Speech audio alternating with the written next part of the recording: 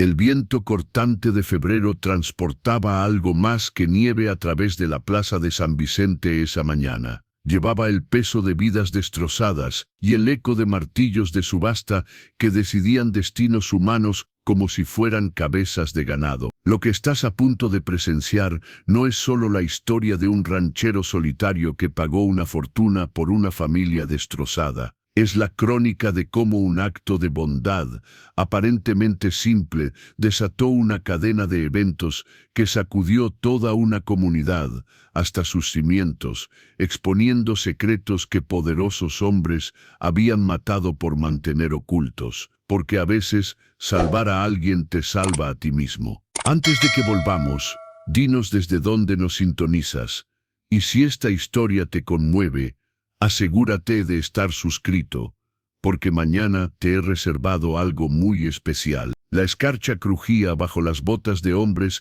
que preferían estar en cualquier otro lugar esa mañana de febrero en San Vicente. El pueblo, encajado entre colinas ondulantes de Castilla-La Mancha, había visto días mejores. Las casas de adobe y piedra, que una vez brillaron con cal fresca, ahora mostraban grietas como arrugas en rostros envejecidos prematuramente por la dureza de los tiempos. En la plaza central, donde generaciones anteriores habían celebrado festivales y bodas, ahora se alzaba un estrado improvisado que parecía más un cadalso que un pódium. Las maderas nuevas contrastaban brutalmente con las piedras centenarias del pavimento, como una herida abierta en el corazón histórico del pueblo. El aire matutino llevaba el aroma de hojas de olivo quemadas, mezclado con el sudor nervioso de caballos inquietos, y el miedo palpable de personas que sabían que sus vidas estaban a punto de cambiar para siempre. Los comerciantes habían cerrado sus puestos temprano, como si la vergüenza colectiva de lo que estaba por suceder fuera contagiosa. Las ventanas de las casas circundantes permanecían cerradas, aunque ocasionalmente se podía vislumbrar el movimiento furtivo de cortinas mientras los vecinos espiaban desde la seguridad de sus hogares. Nadie quería ser testigo directo, pero tampoco podían apartar la mirada completamente. El subastador, un hombre delgado llamado Joaquín Herrera con bigote ralo y ojos que evitaban el contacto directo, revisaba sus papeles con manos temblorosas. Había llegado desde Toledo esa misma mañana, trayendo consigo el peso de la autoridad legal y una reputación que precedía su llegada como el viento frío que ahora agitaba los documentos en sus manos. Los lugareños susurraban que Herrera había conducido más de 50 subastas de deudas en la región, separando familias con la misma frialdad con que un carnicero separa la carne del hueso. 3 jinetes habían llegado antes del amanecer desde diferentes direcciones, sus caballos dejando huellas profundas en el barro helado de los caminos que convergían en San Vicente. El primero era Tomás Aguirre, un terrateniente local con manos suaves y sonrisa depredadora, conocido por adquirir propiedades a precios ridículos cuando las familias desesperadas no tenían más opciones. Sus ojos pequeños y calculadores ya estaban evaluando el valor potencial de lo que estaría disponible esa mañana. El segundo era Ramón Delgado, representante de una empresa minera de Madrid que había estado comprando sistemáticamente terrenos en la región bajo circunstancias cuestionables. Su traje caro y sus botas lustradas lo marcaban como forastero, pero su presencia indicaba que los intereses de la capital habían puesto sus ojos en San Vicente. Los lugareños lo miraban con la misma desconfianza que reservaban para las tormentas de granizo. Sabían que traía destrucción, pero no podían hacer nada para detenerla. El tercero permanecía montado en la periferia de la multitud, un hombre de mediana edad con sombrero de ala ancha que ocultaba parcialmente sus facciones. Brooks Sterling había cabalgado desde su rancho a 20 kilómetros de distancia, pero a diferencia de los otros 2 hombres, no parecía ansioso por lo que estaba por comenzar. Sus manos, curtidas por años de trabajo con ganado y tierra, descansaban inmóviles sobre el cuerno de su montura, pero todo en su postura hablaba de un hombre preparado para la acción. La multitud que se había congregado era pequeña pero tensa. Algunos habían venido por morbosa curiosidad, otros por oportunismo y unos pocos por un sentido del deber comunitario que no podían explicar completamente. Entre ellos estaba el padre Miguel, el sacerdote local, cuyo rostro reflejaba la angustia de un hombre cuya fe estaba siendo puesta a prueba por la crueldad humana. También estaba presente doña Carmen, la partera del pueblo, cuyas manos habían traído la mayoría de los bebés de San Vicente al mundo y que ahora temblaban de rabia contenida ante lo que estaba por presenciar. Los niños habían sido mantenidos en casa, pero sus ausencias se sentían como agujeros en el tejido normal de la vida del pueblo. Los perros callejeros, sensibles a la tensión humana, se habían refugiado en callejones y portales, ladrando ocasionalmente a las sombras como si pudieran ahuyentar la maldad que se cernía sobre la plaza. El campanario de la iglesia de San Vicente marcó las 9 de la mañana con campanadas que sonaron más como un toque de difuntos que como un anuncio del paso del tiempo. El sonido rebotó contra las fachadas de piedra, creando ecos que parecían multiplicar la solemnidad del momento. En algún lugar, un gallo cantó fuera de tiempo, como si también él sintiera que algo fundamental estaba fuera de lugar en el orden natural de las cosas. La empresa minera de Delgado había estado presionando a las familias locales durante meses, utilizando tácticas que bordeaban la intimidación abierta. Préstamos con intereses imposibles, inspecciones sanitarias repentinas, problemas inexplicables con los suministros de agua.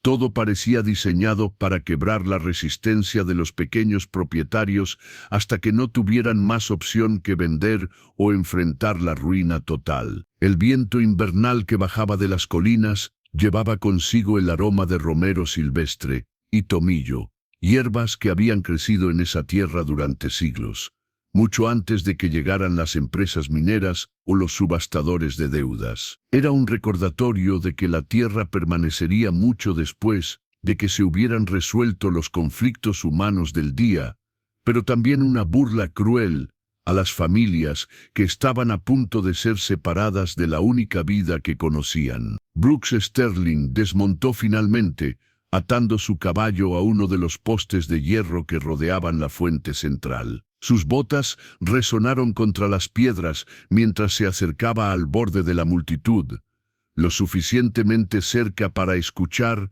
pero manteniendo la distancia emocional que había cultivado durante años de pérdidas personales. No había planeado venir. El trabajo en su rancho era constante y no se hacía solo. Pero algo en las cartas que había recibido de su hermana, que vivía en el pueblo vecino, lo había inquietado lo suficiente como para hacer el viaje. El aire olía a destino, a vidas que estaban a punto de cambiar irrevocablemente, a la clase de mañana que la gente recordaría durante décadas como el momento en que todo cambió. Y en el estrado, Joaquín Herrera carraspeó para aclarar su garganta, preparándose para comenzar un espectáculo que convertiría a seres humanos en mercancía y transformaría el corazón de San Vicente en algo que nunca podría volver a ser completamente puro. La mañana había llegado, y con ella, el peso inevitable de decisiones que definirían no solo el destino de una familia, sino el alma misma de una comunidad. Brooks Sterling se mantuvo en la periferia de la multitud como un lobo solitario observando una manada desde la distancia segura de las sombras. A los 42 años, su rostro llevaba las marcas de un hombre que había aprendido a confiar más en la soledad que en la compañía humana. Las líneas alrededor de sus ojos verdes no provenían de la risa, sino de años de entrecerrarlos contra el sol implacable de Castilla y contra verdades aún más implacables sobre la naturaleza humana. Su rancho, el Olivar Perdido, se extendía a través de 20 kilómetros de colinas ondulantes, donde había construido una vida deliberadamente simple después de huir de complicaciones que prefería no recordar. Las cicatrices en sus manos hablaban de trabajo honesto, alambre de púas, herramientas oxidadas y el tipo de accidentes que ocurren cuando un hombre trabaja solo porque ha decidido que es más seguro no depender de nadie más. Pero había otras cicatrices, menos visibles, que habían formado la coraza invisible alrededor de su corazón. Había venido a San Vicente esa mañana en contra de su mejor juicio. Su hermana Carmen, que vivía en el pueblo vecino de Villarreal, le había enviado una carta urgente 3 días antes. Las palabras estaban escritas con la caligrafía nerviosa de alguien que sabía que estaba pidiendo un favor que no tenía derecho a pedir. Brooks, sé que prefieres mantenerte alejado de los problemas de otras personas, pero hay algo sucediendo aquí que va más allá de lo que una comunidad puede soportar en silencio. Ven el martes, no por mí, sino por lo que queda de nuestra conciencia. Carmen era la única persona en el mundo que aún podía penetrar las defensas que Brooks había construido tan cuidadosamente. Era 5 años menor que él, pero había sido la única constante en su vida después de que todo lo demás se hubiera desmoronado. Cuando sus padres murieron en el accidente ferroviario de Alcázar hace 15 años, Carmen fue quien organizó el funeral. Cuando su esposa Isabel lo dejó por otro hombre, llevándose no solo su corazón, sino también las escrituras de la mitad de sus tierras, Carmen fue quien apareció con una botella de aguardiente y la sabiduría silenciosa de simplemente sentarse con él mientras el mundo se hacía pedazos. El caballo de Brooks, un alazán tostado llamado Centauro, piafó inquieto, como si sintiera la tensión que emanaba de su jinete. Brooks había criado a Centauro desde potro, y el animal había desarrollado una sensibilidad casi sobrenatural hacia los estados de ánimo de su dueño. En los últimos años, habían desarrollado una comunicación silenciosa que funcionaba mejor que la mayoría de las conversaciones humanas que Brooks había tenido. Preparar y narrar esta historia nos llevó mucho tiempo.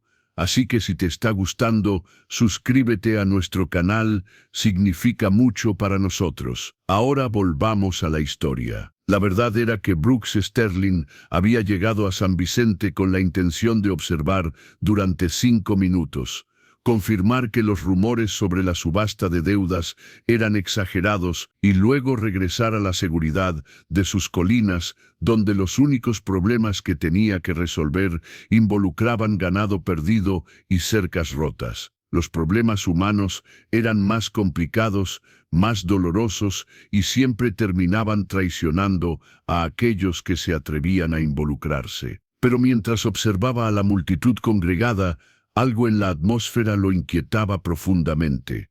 Había una calidad predatoria en la forma en que algunos hombres observaban el estrado, como buitres esperando carroña. Reconoció esa mirada porque la había visto antes, en otras circunstancias, en otros lugares donde la desesperación humana se convertía en oportunidad para aquellos sin escrúpulos. Los recuerdos no invitados comenzaron a filtrarse a través de las barreras mentales que había construido tan cuidadosamente. Isabel, su exesposa, de pie en el porche de su antigua casa con maletas en las manos y lágrimas falsas en los ojos. No es personal, Brooks, había dicho, como si el hecho de que hubiera estado vendiendo información sobre sus tierras a especuladores mientras compartía su cama fuera simplemente una transacción comercial. Tú nunca entendiste que a veces una mujer necesita más que vacas y silencio. La traición había sido tan completa, tan calculada, que Brooks había tardado meses en procesar completamente lo que había sucedido. Isabel no solo lo había dejado, había conspirado con inversores de Madrid para fragmentar su propiedad, usando documentos que había firmado confiadamente cuando creía que estaba construyendo un futuro con la mujer que amaba. Al final, había logrado mantener la mitad de sus tierras, pero había perdido toda confianza en su capacidad para juzgar el carácter humano. Desde entonces, Brooks había vivido según un código simple: trabajar duro, mantenerse alejado de los asuntos de otros y nunca, bajo ninguna circunstancia, permitir que las emociones nublaran su juicio. Era una filosofía que había funcionado admirablemente durante 8 años, manteniéndolo seguro, pero también completamente solo. Su hermana Carmen había intentado varias veces a lo largo de los años presentarle mujeres adecuadas, viudas respetables, maestras solteras, hijas de comerciantes prósperos. Brooks había rechazado todas estas iniciativas con la cortesía firme de un hombre que había aprendido que la soledad era menos dolorosa que la compañía equivocada. No todos están hechos para la vida doméstica, les decía a las mediadoras, bien intencionadas, y con el tiempo habían dejado de intentarlo. Pero la soledad tenía su propio precio. Había noches, especialmente durante las tormentas invernales, cuando el viento aullaba a través de las colinas, que Brooks se encontraba hablando con Centauro, como si el caballo pudiera responder con más que relinchos y pisoteos. Había comenzado a cocinar para 2 personas por costumbre, solo para recordar mientras servía el segundo plato que no había nadie más allí para compartir la comida. El trabajo físico del rancho proporcionaba una distracción bienvenida durante el día, pero las tardes se habían vuelto sus enemigos. Era durante esas horas silenciosas después de que terminaba el trabajo, cuando los recuerdos se volvían más insistentes, cuando la casa de adobe que había construido con sus propias manos se sentía menos como un hogar y más como una hermosa prisión. Ahora, observando la tensión en la plaza de San Vicente, Brooks se encontró recordando algo que su padre le había dicho una vez: «Hijo, puedes huir de muchas cosas en esta vida, pero no puedes huir de quién realmente eres en el fondo». En ese momento, había pensado que entendía lo que su padre quería decir. Ahora se daba cuenta de que había pasado 8 años tratando de demostrar que su padre estaba equivocado. El subastador Herrera se aclaró la garganta nuevamente, y Brooks notó que sus propias manos se habían cerrado involuntariamente en puños. Algo estaba por comenzar, algo que su instinto le decía que cambiaría más que solo las circunstancias de las familias involucradas directamente. Y a pesar de todos sus años de práctica en mantenerse alejado, a pesar de todas las lecciones dolorosas sobre el costo de involucrarse en los problemas de otros, Brooks Sterling se encontró incapaz de dar la vuelta y alejarse. El martillo del subastador Herrera resonó contra el estrado de madera con un sonido que cortó el aire matutino como un disparo. Los murmullos nerviosos de la multitud se desvanecieron hasta convertirse en un silencio tenso que parecía presionar contra los tímpanos de todos los presentes. Brooks Sterling sintió un escalofrío que no tenía nada que ver con el viento invernal mientras Herrera desenrollaba el primer documento de su carpeta de cuero gastado. «Buenos días, vecinos de San Vicente», comenzó Herrera, su voz amplificada por la acústica natural de la plaza adoquinada. «Estamos aquí, bajo la autoridad del Tribunal Superior de Castilla-La Mancha, para proceder con la liquidación de deudas según el Código Civil, artículo 1911. Las propiedades y obligaciones que se subastarán hoy han sido debidamente catalogadas y verificadas por las autoridades competentes». Brooks notó cómo la voz del subastador vacilaba ligeramente al pronunciar la palabra obligaciones, como si incluso él sintiera la obscenidad de lo que estaba por hacer. Pero el hombre continuó, refugiándose en la frialdad de la jerga legal como un escudo contra la humanidad de lo que estaba ocurriendo. El primer lote. Herrera consultó sus papeles con manos que temblaban casi imperceptiblemente.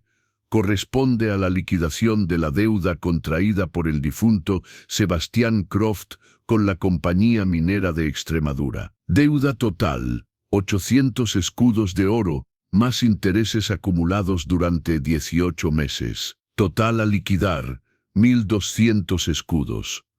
Un murmullo de consternación atravesó la multitud. 1.200 escudos era una suma que la mayoría de las familias campesinas no veían en 5 años de trabajo duro. Brooks sintió que algo frío se asentaba en su estómago mientras comenzaba a comprender la magnitud de lo que estaba presenciando. «Para satisfacer esta deuda», continuó Herrera, evitando cuidadosamente mirar hacia un lado del estrado, «se ofrecen los siguientes bienes: la finca conocida como Las Tres Encinas, 18 hectáreas de tierra cultivable, una casa de adobe con establos. Aquí su voz se quebró casi imperceptiblemente.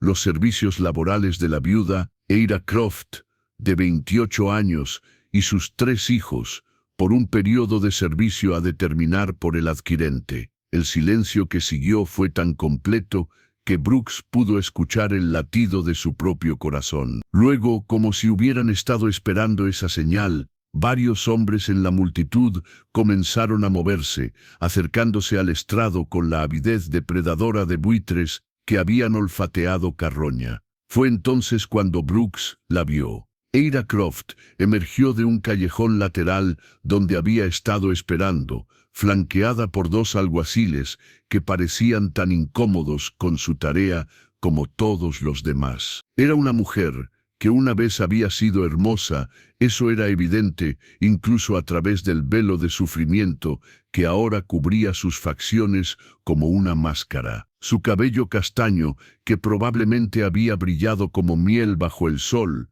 ahora colgaba en mechones opacos alrededor de un rostro demasiado delgado. Pero eran sus ojos los que detuvieron el corazón de Brooks, en seco azules como el cielo de invierno, y llenos de una desesperación tan profunda que parecía haber tragado toda esperanza. Detrás de ella caminaban 3 pequeñas figuras que se aferraban a las faldas de su madre como náufragos a un madero. La mayor, una jovencita que no podía tener más de 12 años, intentaba mantener una expresión valiente, pero Brooks pudo ver cómo temblaban sus manos mientras sostenía las de sus hermanos menores. Los 2 más pequeños, gemelos que parecían tener unos 6 años, miraban la multitud con los ojos enormes y asustados de criaturas que habían aprendido demasiado pronto que el mundo no era un lugar seguro. Los moretones en los brazos de Eira eran visibles incluso desde la distancia donde se encontraba Brooks.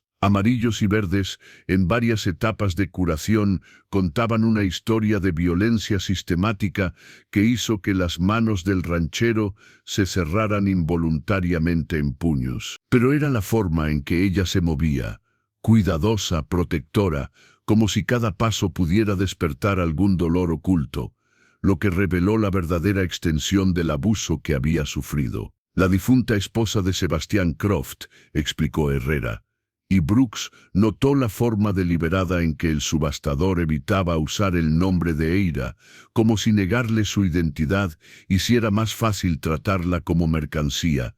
Es conocida en la región por sus habilidades culinarias y domésticas. Alfabetizada, saludable a pesar de circunstancias recientes, y los menores aparentan buena salud y aptitud para el trabajo. Brooks sintió que la bilis le subía a la garganta. El hombre estaba describiendo a una familia humana como si fueran ganado en un mercado, evaluando sus cualidades productivas sin el menor reconocimiento de su humanidad fundamental. Tomás Aguirre se adelantó desde la multitud, su sonrisa depredadora aún más pronunciada ahora. ¿Qué garantías tenemos sobre la cooperación de la mercancía?, preguntó, usando un tono que hizo que varios espectadores se estremecieran visiblemente.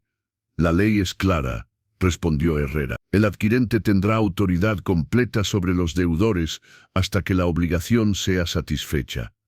Esto incluye determinación de condiciones de trabajo, alojamiento y otras consideraciones necesarias. Brooks notó cómo Eira se estremeció al escuchar estas palabras, apretando instintivamente a sus hijos más cerca de ella. La jovencita mayor levantó la mirada hacia su madre, con una expresión que era demasiado madura, demasiado comprensiva de las implicaciones de lo que estaba escuchando. Ramón Delgado, el representante de la compañía minera, consultó un documento que sacó de su abrigo caro. ¿Hay alguna información sobre las circunstancias de la muerte del esposo?, preguntó con la casualidad de alguien, preguntando sobre el clima. Herrera pareció incómodo por primera vez. Accidente en las minas, derrumbe. Las investigaciones están en curso. Pero Brooks captó algo en la forma en que lo dijo. una vacilación que sugería que había más en esa historia de lo que estaban diciendo. Y la forma en que Delgado sonrió ligeramente al escuchar la respuesta confirmó las sospechas que comenzaban a formarse en la mente del ranchero. «Comenzaremos la puja en 50 escudos», anunció Herrera, «por el lote completo, tierra, edificios y servicios familiares». La cifra era insultantemente baja.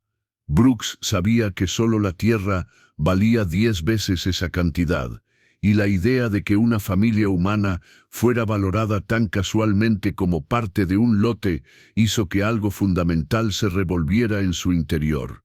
Aguirre levantó la mano inmediatamente. 50 escudos. Pero solo necesito la tierra y la mujer. Los pequeños serían un impedimento para mis propósitos. Eira soltó un gemido ahogado que fue como un puñal directo al corazón de Brooks. La idea de separar a una madre de sus hijos, especialmente en las circunstancias que se estaban volviendo dolorosamente claras, era una crueldad que trascendía incluso las peores expectativas que Brooks había tenido sobre esta subasta. 60, gritó una voz desde el fondo, pero me quedo con los gemelos también.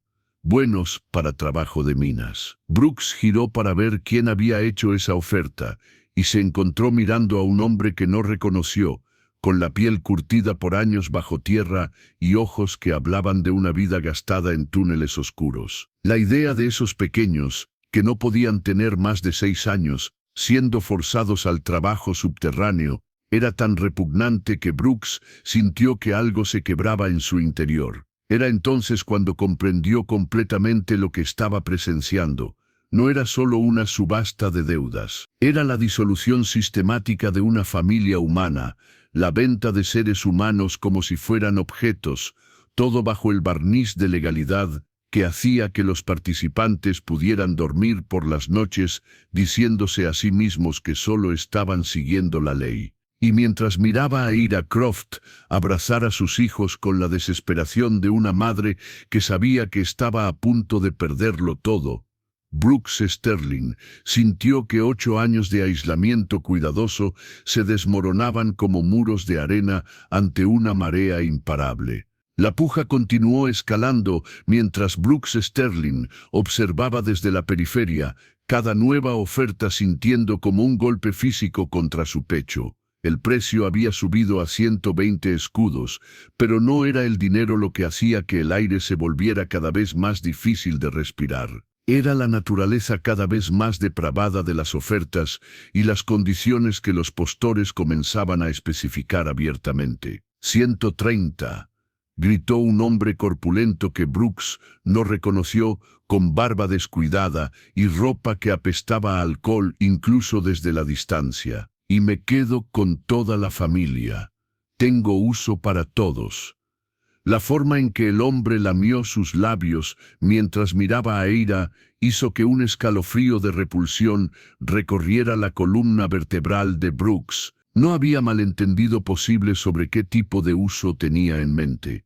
Y la forma en que la jovencita mayor se escondió detrás de su madre confirmó que incluso ella, a sus 12 años, entendía las implicaciones. Delgado, el representante de la compañía minera, levantó su mano con la languidez de alguien que sabía que tenía recursos ilimitados. 150 escudos. Pero solo por los servicios familiares. La tierra la adquirimos por separado según nuestros acuerdos preexistentes. Brooks sintió que algo se endurecía en su interior, como acero al rojo vivo, sumergiéndose en agua helada. Acuerdos preexistentes. ¿Qué acuerdos podrían haber tenido con la tierra de un hombre muerto antes de que ese hombre estuviera realmente muerto? Las piezas de un rompecabezas más siniestro comenzaron a encajar en su mente, y la imagen que formaban era más oscura de lo que había imaginado inicialmente. 160. La voz pertenecía a un hombre que Brooks reconoció vagamente como dueño de una taberna en el pueblo vecino, conocido por las jóvenes que trabajaban para él y que tenían una tendencia preocupante a desaparecer después de unos pocos meses. Y no necesito la tierra para nada, solo las mercancías principales, Eira se tambaleó ligeramente, como si las palabras fueran golpes físicos. Sus brazos se cerraron más fuertemente alrededor de sus pequeños, y Brooks pudo ver lágrimas silenciosas corriendo por sus mejillas. Pero lo que más lo impactó fue la expresión de resignación que comenzaba a sentarse en su rostro, como si estuviera empezando a aceptar que su destino y el de sus hijos ya estaba sellado. La jovencita mayor, cuyo nombre Brooks aún no conocía, de repente habló con una voz que era sorprendentemente firme para alguien tan joven. «Mamá, ¿podemos irnos a casa ahora?». La pregunta inocente, formulada con la esperanza desesperada de una menor que no entendía completamente que ya no había hogar al cual regresar, fue como una lanza directa al corazón de Brooks. «Silencio», gruñó uno de los alguaciles, pero su voz llevaba más vergüenza que autoridad. Incluso los representantes de la ley parecían incómodos con su papel en este teatro de horror legalizado. Aguirre se acercó más al estrado, estudiando a Eira como un comerciante de caballos evaluando ganado. «¿Ha tenido más criaturas?», preguntó casualmente. «¿Está en condiciones de productividad adicional?». El silencio que siguió fue tan denso que Brooks sintió como si se estuviera ahogando en él. La pregunta era tan cruda, tan despiadadamente práctica en su deshumanización, que varios espectadores se alejaron visiblemente del área, como si la mera proximidad a tal maldad pudiera contaminarlos. Herrera consultó sus papeles con manos temblorosas. Los registros médicos indican capacidad reproductiva normal. Fue en ese momento que algo se rompió irreparablemente dentro de Brooks Sterling. Toda su vida adulta había construido su filosofía alrededor de la autopreservación, del distanciamiento emocional, de la sabia decisión de no involucrarse en tragedias que no podía controlar. Había sobrevivido a la traición de Isabel precisamente porque había aprendido a proteger su corazón, a mantener sus recursos emocionales y financieros seguros de las demandas de un mundo que parecía diseñado para explotar la bondad humana. Pero mientras observaba a Eira Croft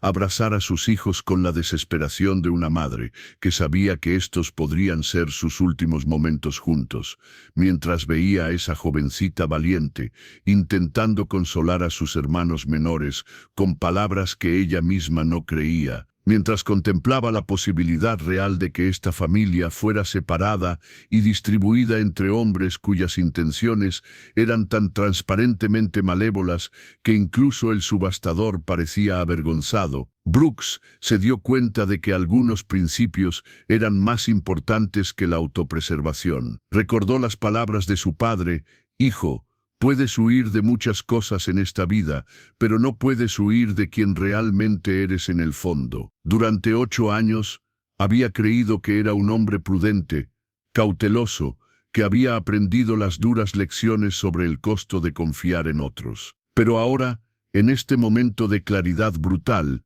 se dio cuenta de que había estado huyendo no de la complejidad del mundo, sino de su propia conciencia. 200 escudos. Rugió una voz que tardó un momento en reconocer como la suya propia. El silencio que siguió fue absoluto. Cada cabeza en la plaza se giró hacia él, y Brooks sintió el peso de docenas de miradas clavándose en él como dagas. Aguirre lo miró con los ojos entrecerrados, claramente evaluando a este nuevo competidor que había surgido de la nada. Delgado frunció el ceño, consultando rápidamente un cuaderno como si estuviera verificando si conocía a este intruso inesperado.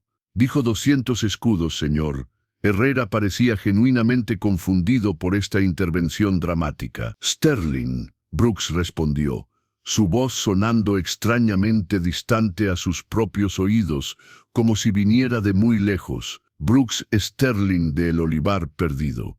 Y sí, 200 escudos por el lote completo. Eira levantó la mirada hacia él por primera vez, y Brooks sintió como si estuviera mirando directamente al alma humana. Había sorpresa en sus ojos, pero también una cautela profunda, como la de un animal herido que había aprendido que incluso la aparente bondad podía ser otra forma de trampa. Aguirre se acercó a Brooks con pasos medidos, su expresión habiendo perdido toda pretensión de civilidad.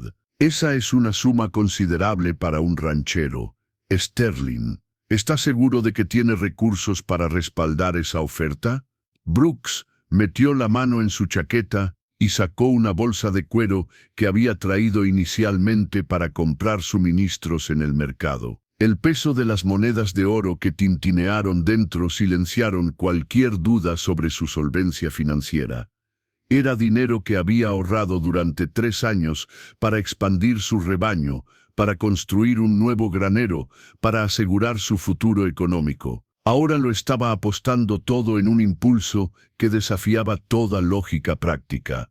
«Mi dinero es tan bueno como el de cualquiera», respondió, manteniendo su voz firme a pesar de que su corazón latía como un tambor de guerra. «210», gritó el tabernero, pero había una nota de desesperación en su voz ahora. Brooks representaba un tipo diferente de competencia, alguien que claramente tenía recursos reales y, más importante, alguien cuyas intenciones no parecían estar motivadas por los mismos apetitos depravados que habían impulsado las ofertas anteriores. Brooks no vacilé. 300 escudos. El número flotó en el aire de la mañana como una campana que hubiera sonado demasiado fuerte, demasiado final. Era más dinero del que la mayoría de los presentes había visto junto en sus vidas, y representaba prácticamente todos los ahorros que Brooks había acumulado en 8 años de trabajo solitario y vida frugal.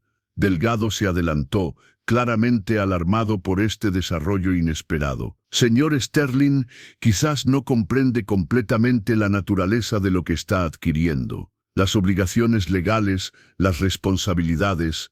Esto no es como comprar ganado». Brooks se volvió hacia él con una mirada que hizo que el representante de la compañía minera retrocediera involuntariamente. «Comprendo perfectamente lo que estoy haciendo», dijo, y por primera vez en años, esas palabras eran completamente verdaderas. Había cruzado una línea invisible pero absoluta, abandonando 8 años de cuidadosa autoprotección en favor de algo más fundamental y más arriesgado, la simple convicción de que algunas cosas estaban mal sin importar cuán legales fueran, y que a veces un hombre tenía que actuar según su conciencia, incluso cuando esa acción desafiaba toda prudencia. El destino de una familia ahora dependía de su decisión, y Brooks Sterling finalmente había recordado quién era realmente en el fondo.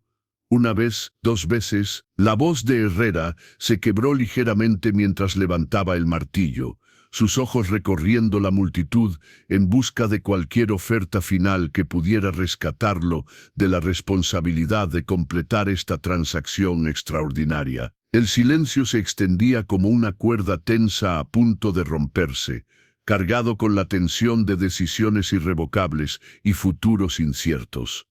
«Vendido». El martillo golpeó la madera con una finalidad que resonó a través de la plaza como un trueno, y Brooks Sterling sintió como si hubiera saltado de un acantilado sin saber qué profundidad tenía el abismo debajo.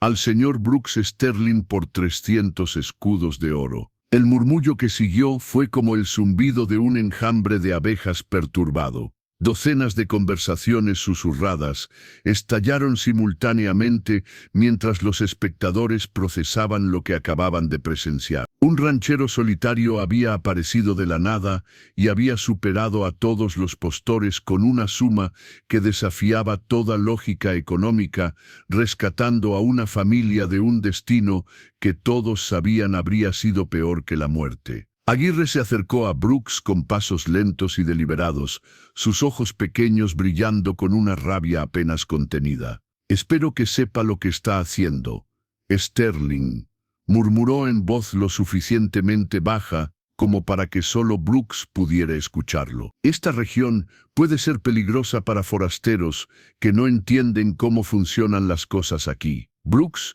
se encontró con la mirada amenazante del terrateniente sin pestañear. «No soy forastero», respondió con voz tranquila pero firme, «y entiendo perfectamente cómo funcionan las cosas. La diferencia es que no me gusta lo que veo». Delgado se unió a la conversación, su expresión diplomática pero sus ojos fríos como el hielo invernal. Señor Sterling, la compañía minera de Extremadura tiene intereses legítimos en esta región. Esperamos que su adquisición no interfiera con nuestros planes de desarrollo. Sus planes de desarrollo no son mi preocupación, Brooks replicó. Pero les sugiero que en el futuro se aseguren de que sus métodos de adquisición de propiedades sean más transparentes. La gente está empezando a hacer preguntas incómodas sobre las circunstancias de ciertos accidentes. El color se drenó del rostro de Delgado, confirmando las sospechas de Brooks sobre la muerte de Sebastián Croft. Pero antes de que el representante de la compañía pudiera responder, Herrera se acercó con los documentos de transferencia, claramente ansioso por completar la transacción y escapar de la tensión que se espesaba en el aire. Señor Sterling, necesitará firmar estos papeles y proporcionar el pago completo antes de que podamos proceder con la transferencia legal. Brooks tomó los documentos y los revisó cuidadosamente, ignorando la impaciencia visible de Herrera. Había aprendido durante su desastroso matrimonio a leer la letra pequeña de cualquier acuerdo legal, y no iba a cometer el mismo error dos veces. Las cláusulas eran exactamente tan draconianas como había temido, le otorgaban autoridad completa sobre los deudores, con discreción total en cuanto a condiciones de trabajo,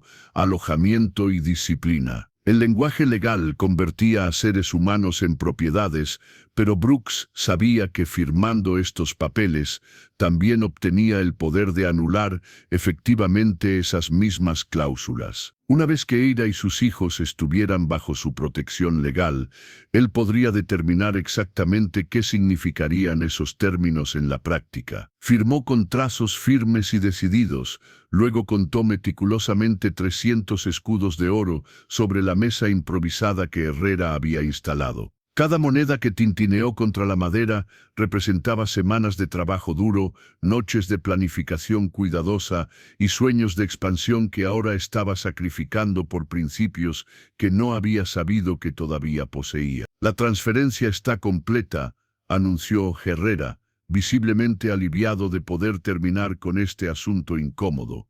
Los bienes son ahora responsabilidad legal del señor Sterling. Brooks se estremecó ante la palabra bienes, pero se obligó a mantener su expresión neutral, mientras se acercaba a donde Eira y sus hijos habían estado esperando en silencio durante toda la transacción. Ahora que el momento había llegado, se dio cuenta de que no había planeado realmente qué decir o cómo proceder. Cómo se suponía que debía dirigirse a una mujer y sus hijos que acababa de comprar técnicamente, pero que en realidad estaba tratando de rescatar. Eira lo observaba acercarse con ojos que alternaban entre gratitud cautelosa y terror profundo. Sus brazos seguían apretados alrededor de sus dos hijos menores, mientras que la jovencita mayor se había posicionado ligeramente delante de su madre, como si estuviera preparada para defenderse contra cualquier amenaza que este extraño pudiera representar. Brooks se detuvo a una distancia respetuosa, quitándose el sombrero con un gesto que esperaba transmitiera respeto en lugar de posesión. Señora Croft, comenzó, su voz más suave de lo que había sido durante toda la mañana. Soy Brooks Sterling. Entiendo que las circunstancias de nuestro encuentro son inusuales, pero quiero que sepa que mi intención es ayudarla a usted y a sus hijos, no lastimarlos. Eira estudió su rostro durante un largo momento, como si estuviera buscando señales de engaño o crueldad oculta. Sus ojos azules, que habían estado opacos con desesperación durante la subasta, ahora mostraban una inteligencia aguda y una evaluación cuidadosa. Cuando finalmente habló, su voz era apenas un susurro, pero llevaba una dignidad que toda la brutalidad de la mañana no había logrado quebrar. ¿Por qué?, preguntó simplemente. Usted no nos conoce, no le debemos nada, ¿por qué arriesgar tanto dinero por extraños? Era una pregunta justa, y Brooks se dio cuenta de que no tenía una respuesta completamente racional. Porque lo que estaba sucediendo aquí estaba mal, dijo finalmente. y porque a veces un hombre tiene que actuar según su conciencia, incluso cuando no puede explicar completamente sus razones. La jovencita mayor dio un paso adelante, mirando a Brooks con ojos que eran sorprendentemente similares a los de su madre. ¿Cómo sabemos que usted no es como los otros hombres?, preguntó con una valentía que era desgarradora en alguien tan joven. ¿Cómo sabemos que no nos lastimará? Brooks se arrodilló para estar a la altura de los ojos de la niña, un gesto que hizo que Eira se tensara instantáneamente. No lo saben, admitió honestamente, y entiendo por qué estarían asustados. Pero les prometo esto, tienen mi palabra de que nunca les haré daño, y nunca permitiré que otros les hagan daño, mientras estén bajo mi protección. Las promesas son fáciles de hacer, respondió la niña. Pero su voz había perdido algo de su dureza inicial. Mi padre también hacía promesas. El comentario reveló más sobre la vida familiar de los Croft de lo que cualquier documento legal podría haber documentado. Brooks sintió una oleada de rabia hacia Sebastián Croft por haber creado una situación donde sus propios hijos habían aprendido a desconfiar de las promesas masculinas, pero mantuvo esa emoción fuera de su expresión. Tienen razón en ser cautelosos, dijo, pero les pido que me juzguen por mis acciones, no por mis palabras, y mi primera acción será llevarlos a un lugar seguro donde puedan comenzar a recuperarse de todo lo que han pasado. Uno de los gemelos, que había estado escondido detrás de las faldas de su madre, asomó tímidamente la cabeza. ¿Tenemos que irnos ahora mismo?, preguntó con una voz tan pequeña que Brooks tuvo que inclinarse para escucharlo. Podemos tomar todo el tiempo que necesiten, Brooks respondió gentilmente. ¿Hay cosas en su casa que quieran recoger? ¿Recuerdos importantes? Eira intercambió una mirada rápida con su hija mayor, una comunicación silenciosa que hablaba de decisiones difíciles tomadas bajo presión. La casa ya no es nuestra, dijo finalmente. Todo lo que queda de valor fue embargado para pagar las deudas. Pero hay algunas cosas que pertenecieron a mi madre. Si todavía están allí, entonces iremos a buscarlas. Brooks dijo simplemente. Lo que era importante para su familia debería seguir siendo importante. La tensión en los hombros de Eira se alivió ligeramente ante esas palabras. Era claro que había estado esperando que Brooks actuara inmediatamente como un propietario, imponiendo su voluntad e ignorando sus necesidades emocionales. El hecho de que su primera preocupación fuera preservar sus recuerdos familiares en lugar de establecer su autoridad parecía sorprenderla genuinamente. El padre Miguel se acercó al grupo, su rostro mostrando una mezcla de alivio y preocupación continua. Señor Sterling, dijo en voz baja, lo que ha hecho hoy ha sido extraordinario, pero debe entender que ha hecho enemigos poderosos. La compañía minera no olvida a quienes interfieren con sus planes. Brooks asintió sombríamente. Lo entiendo, padre, pero algunos riesgos valen la pena tomarlos. El sacerdote se volvió hacia Eira con expresión paternal. Hija mía, has pasado por pruebas terribles, pero quizás Dios ha enviado ayuda de donde menos la esperabas. Ten fe, pero también ten cuidado. Gracias, padre Miguel, Eira respondió, y Brooks notó que era la primera vez que su voz llevaba algún calor real desde que había comenzado esta terrible mañana. Mientras se preparaban para dejar la plaza, Brooks se dio cuenta de que la multitud se había dispersado en gran medida, pero no sin antes lanzar miradas curiosas y especulativas hacia el grupo poco convencional que ahora formaban. Sabía que para la noche, cada persona en San Vicente y los pueblos vecinos habría escuchado la historia del ranchero misterioso que había pagado una fortuna por una familia de extraños. Algunos verían su acción como noble, otros como foolish, pero Brooks se dio cuenta de que por primera vez en años no le importaba lo que pensaran los demás. Había actuado según su conciencia, y las consecuencias serían lo que fuera. Mientras ayudaba a Eira a subir a su carreta prestada, y observaba a los 3 niños acomodarse nerviosamente entre las mantas que había traído, Brooks Sterling se dio cuenta de que su vida solitaria y cuidadosamente controlada había terminado oficialmente. Ahora era responsable de 4 personas que habían sido lastimadas por el mundo, y no tenía idea de cómo proceder. Pero por primera vez, en 8 años, se sintió genuinamente vivo. El viaje de 20 kilómetros hasta el olivar perdido transcurrió en un silencio que era tanto protector como revelador. Brooks conducía la carreta con movimientos seguros y deliberados, ocasionalmente girando la cabeza para verificar que sus pasajeros estuvieran cómodos bajo las mantas de lana que había traído. Eira se sentaba rígidamente en el asiento delantero, manteniendo una distancia cuidadosa, pero sosteniendo las riendas de repuesto cuando Brooks necesitaba ajustar la carga. Era un gesto pequeño, pero que hablaba de una mujer acostumbrada a ser útil, incapaz de permanecer completamente pasiva incluso en circunstancias tan extraordinarias. Los 3 pequeños habían encontrado un extraño consuelo en el movimiento rítmico de la carreta. Los gemelos, cuyos nombres Brooks había aprendido que eran Mateo y Lucas, se habían quedado dormidos acurrucados juntos como cachorros, sus rostros finalmente relajados después de la tensión de la mañana. La mayor, que se había presentado tímidamente como Paloma, permanecía despierta y alerta, sus ojos escaneando constantemente el paisaje, como si estuviera memorizando posibles rutas de escape. ¿Está muy lejos?, preguntó Eira después de la primera hora, su voz apenas audible por encima del crujido de las ruedas sobre el camino de tierra. «Unas 2 horas más», Brooks respondió.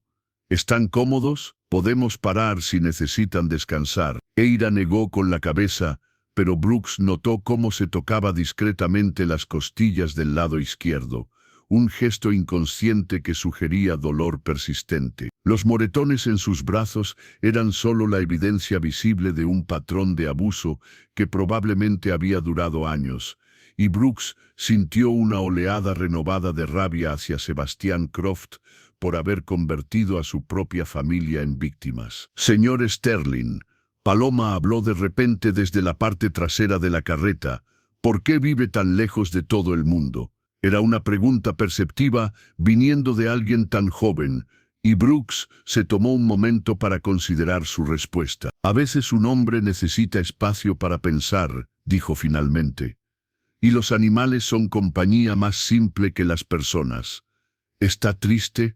La pregunta directa de la jovencita lo tomó por sorpresa. «Paloma», Eira murmuró en tono de advertencia, «no hagas preguntas personales». «Está bien», Brooks dijo suavemente. «Es una pregunta justa». Se dirigió hacia atrás para mirar a Paloma. «Estaba triste, sí, pero creo que eso está empezando a cambiar». El paisaje comenzó a cambiar gradualmente a medida que se alejaban de los valles cultivados alrededor de San Vicente. Las colinas se volvieron más onduladas, cubiertas de olivares antiguos que se extendían hasta donde alcanzaba la vista. Era una tierra que hablaba de generaciones de cuidado paciente, de familias que habían plantado árboles sabiendo que sus bisnietos serían quienes cosecharan los frutos. «Es hermoso», susurró Eira, y Brooks notó que era la primera vez que había expresado algo parecido al placer desde que la había conocido. «Esperen hasta que vean la puesta de sol desde la casa», dijo Brooks. «En las tardes claras pueden ver hasta las montañas de Granada». Cuando finalmente llegaron a el olivar perdido, el sol de la tarde pintaba todo con tonos dorados que hacían que incluso los edificios más humildes parecieran tocar por la magia. La casa principal era de adobe tradicional con vigas de madera expuesta, construida alrededor de un patio central donde una fuente de piedra proporcionaba el sonido tranquilizador de agua corriente. Era claramente la casa de un hombre que valoraba la función sobre la ornamentación, pero cada detalle había sido ejecutado con cuidado y calidad.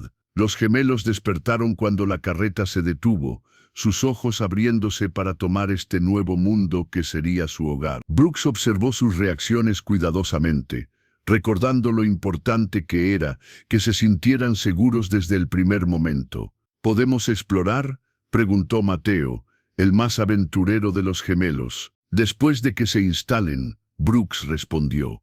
Pero sí, esta es su casa ahora.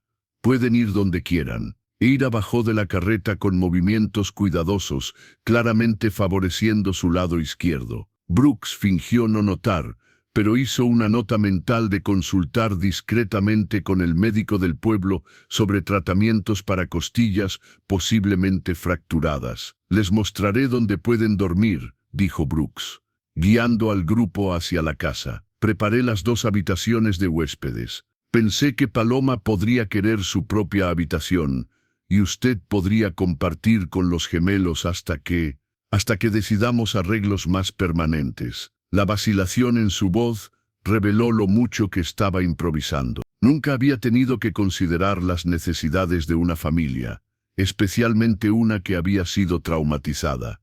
Cada decisión se sentía cargada de importancia potencial. Cada palabra podría ser interpretada como amenaza o promesa. Las habitaciones que Brooks había preparado eran espartanas, pero limpias, con ventanas que daban al patio interior y muebles sólidos hechos a mano. Había puesto flores silvestres en jarrones pequeños, un toque que había esperado que hiciera los espacios más acogedores, pero que ahora le parecía inadecuado ante la magnitud de lo que esta familia había perdido. «Es perfecto», dijo Eira suavemente, y Brooks se dio cuenta de que era la primera vez que había usado esa palabra en mucho tiempo. Muchísimo mejor de lo que esperábamos. Esa noche, Brooks preparó una cena simple pero abundante: estofado de cordero con verduras de su huerto, pan fresco que había comprado en el pueblo esa mañana, y miel de sus propias colmenas. Observó discretamente mientras la familia comía, notando cómo Eira cortaba automáticamente la comida en porciones pequeñas para los gemelos, como Paloma comía con la eficiencia de alguien que había aprendido a nunca estar segura de cuándo vendría la próxima comida. «¿Usted cocinó todo esto?», preguntó Paloma con admiración genuina. «Un hombre que vive solo aprende a cocinar o se muere de hambre», Brooks respondió con una sonrisa pequeña. «Aunque admito que es más satisfactorio cocinar para más personas». Después de la cena, mientras los gemelos exploraban cautelosamente el patio bajo la supervisión vigilante de Paloma, Eira ayudó a Brooks a limpiar los platos. Trabajaron en silencio companionable durante unos minutos antes de que ella hablara. «Tengo que preguntarle algo», dijo, sus manos pausando en el plato que estaba secando. «¿Qué espera de nosotros? No lo que decían esos papeles legales, sino realmente. ¿Qué quiere que hagamos aquí?» Brooks consideró la pregunta cuidadosamente. «Quiero que se recuperen», dijo finalmente. «Quiero que los pequeños puedan ser jóvenes otra vez, sin tener miedo. Quiero que Paloma pueda confiar en que los adultos en su vida la protegerán en lugar de lastimarla. Y quiero que usted pueda recordar quién era antes de que la vida se volviera tan difícil». Lágrimas aparecieron en los ojos de Eira, las primeras que Brooks había visto desde la plaza del pueblo. «No sé si puedo recordar quién era antes», susurró. «Sebastián y yo nos casamos cuando tenía 17 años. He sido su esposa más tiempo del que fui cualquier otra cosa». «¿Cómo era usted a los 17? Brooks preguntó gentilmente. Una sonrisa fantasmal cruzó el rostro de Eira. «Terca, demasiado inteligente para mi propio bien, según mi madre. Quería enseñar a los pequeños del pueblo a leer. Pensaba que podía cambiar el mundo una letra a la vez». ¿Qué la detuvo? Sebastián decía que las esposas no necesitaban trabajar fuera de casa, que mi responsabilidad era cuidar de él y tener sus bebés. Su voz se endureció ligeramente. «Después de que nació Paloma, seguí pidiendo permiso para enseñar, aunque fuera unas pocas horas a la semana. Después del primer ojo morado, dejé de preguntar». Brooks sintió sus manos cerrarse en puños involuntarios, pero mantuvo su voz tranquila. Paloma parece muy inteligente. ¿Le ha enseñado a leer? En secreto, Eira admitió. Los tres saben leer un poco, no tanto como debieran, pero algo. Sebastián habría estado furioso si se hubiera enterado.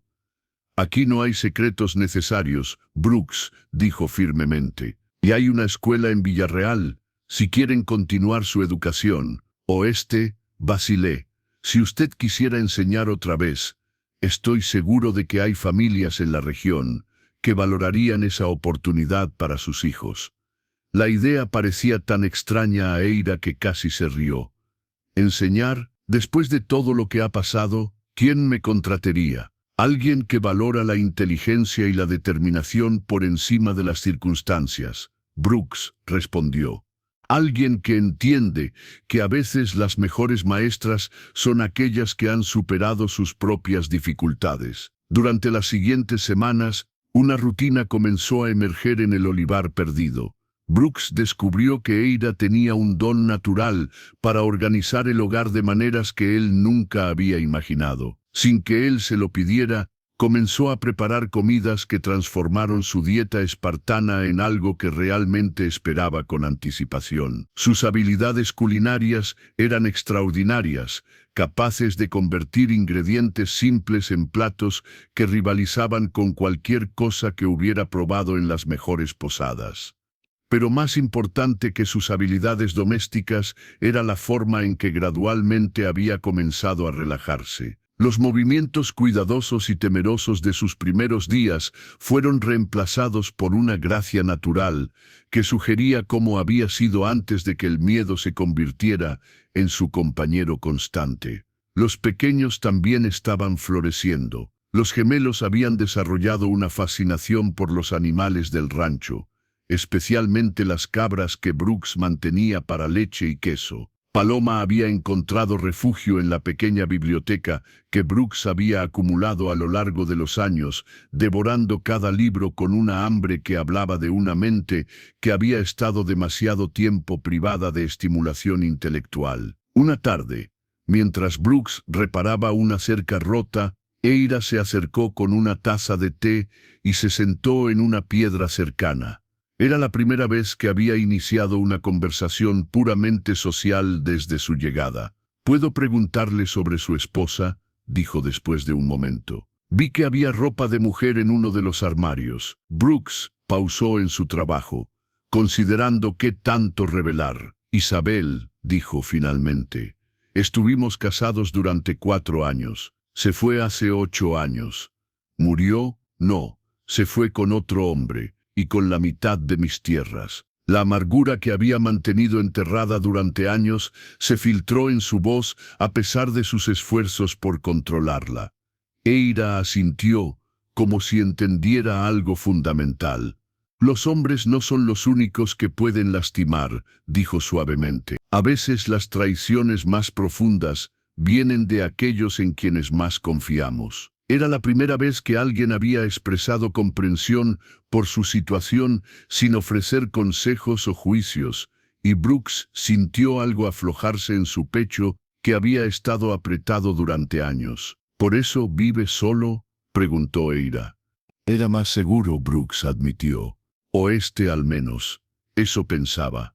Y ahora...» Brooks miró hacia la casa donde podía escuchar las risas de los gemelos y ver a Paloma leyendo bajo el olivo más grande. «Ahora pienso que quizás la seguridad está sobrevalorada. El primer signo de que la Compañía Minera de Extremadura no había aceptado pacíficamente la interferencia de Brooks llegó 3 semanas después de la subasta en forma de un oficial judicial montado en un caballo sudoroso que había cabalgado duro desde Toledo. El hombre, un funcionario nervioso llamado Inspector Heredia, llevaba documentos sellados con la autoridad del gobierno territorial que hicieron que las manos de Brooks se endurecieran mientras los leía. «Inspección sanitaria obligatoria», leyó en voz alta, de pie en el patio de su casa, mientras Eira y los pequeños observaban desde la sombra del porche. «Por orden del Departamento de Salud Territorial, esta propiedad debe ser evaluada para cumplimiento con los códigos de habitabilidad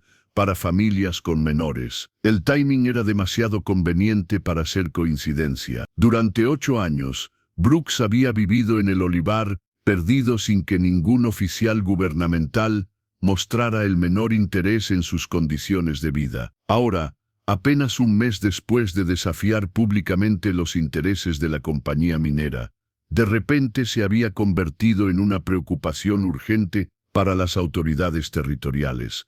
¿Cuándo planean realizar esta inspección?, preguntó Brooks, manteniendo su voz neutral, aunque podía sentir la tensión irradiando desde donde estaba Eira. Mañana al amanecer, respondió Heredia, evitando el contacto visual directo. El inspector principal Morales vendrá con un equipo completo. Necesitará acceso total a todas las estructuras, registros de suministro de agua, documentación de saneamiento, y aquí consultó sus papeles con incomodidad obvia, evaluación de la idoneidad del cuidador para menores en riesgo. Las últimas palabras cayeron como una piedra en agua tranquila, creando ondas de implicación que se extendieron por todo el grupo. Brooks sintió que algo frío se asentaba en su estómago mientras comenzaba a comprender la estrategia que se estaba desplegando contra él. ¿Menores en riesgo?, preguntó, aunque ya conocía la respuesta. Los registros indican que usted ha adquirido recientemente la custodia de 3 menores a través de circunstancias poco convencionales. Heredia leyó de su documento. Dado que no tiene experiencia previa criando familia y vive en aislamiento relativo, el territorio debe asegurar que los pequeños estén recibiendo cuidado adecuado. Eira dio un paso adelante, su rostro pálido, pero su voz firme. ¿Desde cuándo el gobierno territorial se preocupa tanto por el bienestar de los pequeños? Estuvieron dispuestos a venderlos al mejor postor hace 3 semanas. Heredia se puso rojo, claramente incómodo con el recordatorio de las circunstancias de la subasta. Señora, solo cumplo órdenes, no hago política. Por supuesto que no, murmuró Brooks, pero su tono llevaba una acidez que hizo que el inspector se moviera nerviosamente en su montura. Después de que Heredia se fue, Brooks reunió a la familia en la cocina para una conversación que había esperado poder evitar. Los gemelos jugaban con bloques de madera en el suelo, inconscientes de las implicaciones de lo que acababa de ocurrir, pero Paloma había desarrollado una sensibilidad preternatural para detectar cuando los adultos estaban preocupados. «Van a intentar llevarnos, ¿verdad?», preguntó directamente, con una madurez que rompía el corazón de Brooks. «No si puedo evitarlo», respondió Brooks. Pero incluso mientras decía las palabras, sabía que las fuerzas que se habían puesto en movimiento contra ellos eran más poderosas de lo que había anticipado inicialmente. Eira se sentó pesadamente en una silla, su mano moviéndose instintivamente para tocar las costillas que aún le dolían. «Esto es culpa mía», dijo en voz baja. «Usted vivía tranquilo aquí, antes de que llegáramos. Ahora está siendo castigado por tratar de ayudarnos». «No», Brooks dijo firmemente. «Esto es exactamente lo que esperaba que pudiera pasar, y no me arrepiento de la decisión que tomé». Pero esa misma tarde llegó el segundo golpe. Caleb Finch, el banquero local que había manejado las finanzas de Brooks durante años, llegó con expresión sombría y documentos que llevaban el sello del Banco Territorial de Toledo. «Lo siento, Brooks», dijo Finch, claramente atormentado por el mensaje que tenía que entregar. «Pero me han ordenado informarte que tu hipoteca está siendo llamada para revisión inmediata». «¿Qué hipoteca?», Brooks preguntó, genuinamente confundido. «Pagué esta propiedad completamente hace 5 años. Aparentemente hay discrepancias en los registros de propiedad originales», Finch explicó, sus manos temblando ligeramente mientras abría los documentos. «La compañía minera de Extremadura ha presentado una reclamación que sugiere que parte de tu tierra fue adquirida a través de títulos defectuosos relacionados con concesiones mineras previas que nunca fueron apropiadamente liquidadas». Brooks sintió que el suelo se movía bajo sus pies. Era exactamente el tipo de táctica legal que había visto usar contra otros pequeños propietarios. Encontrar tecnicalidades obscuras en cadenas de títulos que se remontaban a décadas, luego usar esas supuestas irregularidades para forzar relitigios costosos que la mayoría de la gente no podía permitirse. «Eso es imposible», dijo Brooks. «Mi abogado revisó todos los títulos cuidadosamente antes de la compra». «Tu abogado de esa época fue Miguel Vance», Finch dijo suavemente. «Murió el año pasado. Y convenientemente sus archivos se perdieron en un incendio en su oficina la semana pasada». La coincidencia era tan transparente que Brooks casi se rió de la audacia. Pero no había nada divertido en las implicaciones. Sin los registros originales, tendría que reconstruir toda la cadena de títulos de su propiedad, un proceso que podría tomar meses y costar más dinero del que tenía. «¿Cuánto tiempo tengo?», preguntó. «30 días para presentar documentación completa, o el banco está autorizado a iniciar procedimientos de embargo». Finch respondió, y Brooks pudo ver lágrimas reales en los ojos del hombre mayor. «Brooks, esto está mal. Todo el mundo lo sabe, pero tengo familia que alimentar, y si no cumplo estas órdenes...» «Entiendo», Brooks dijo, poniendo una mano en el hombro del banquero.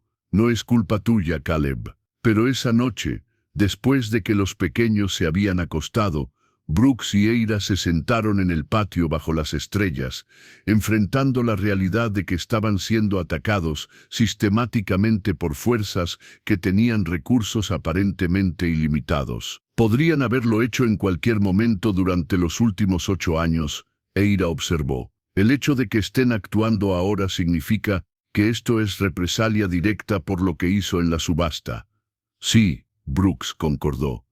«La pregunta es, ¿qué tan lejos están dispuestos a llegar?». La respuesta llegó 2 días después, en forma de 3 jinetes que llegaron al rancho justo después del atardecer. Brooks los vio acercarse desde la colina este y inmediatamente supo que no venían con buenas intenciones. Se movían con la precisión militar de hombres acostumbrados a la violencia, y sus caballos estaban frescos a pesar de haber viajado claramente una distancia considerable. Brooks envió rápidamente a Eira y los pequeños al interior de la casa con instrucciones de mantenerse alejados de las ventanas.